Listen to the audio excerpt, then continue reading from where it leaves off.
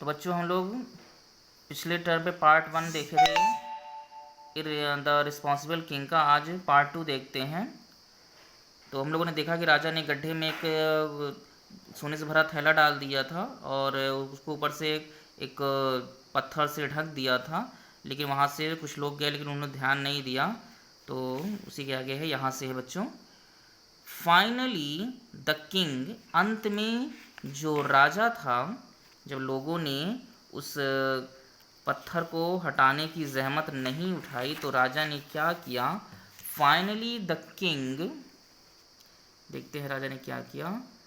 Called all the people of his kingdom, अपने राज्य के सारे लोगों को बुलाया।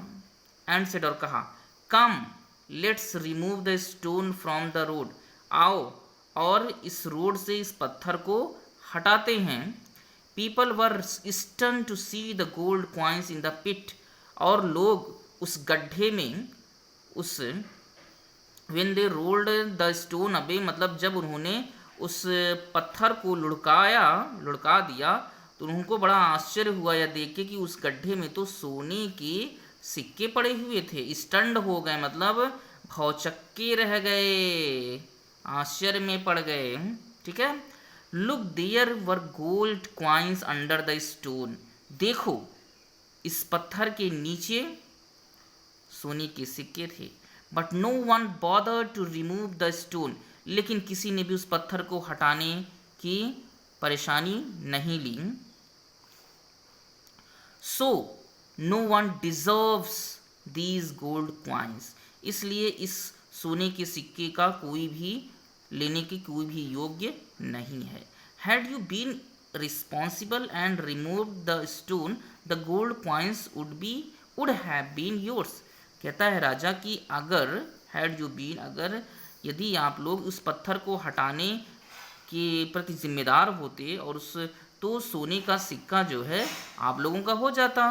The king said to the his people, मतलब राजा ने लोगों से ये बात कही, अगर आप लोगों ने उस पत्थर को हटाया होता कि जो है इससे लोगों को दिक्कत होगी, हमारी कर्तव्य है कि हम इसे हटा दें, तो आपको वो सिक्का मिल गया होता जो उसके नीचे दबा हुआ था, लेकिन आप लोगों ने गैर जिम्मेदारी का काम किया।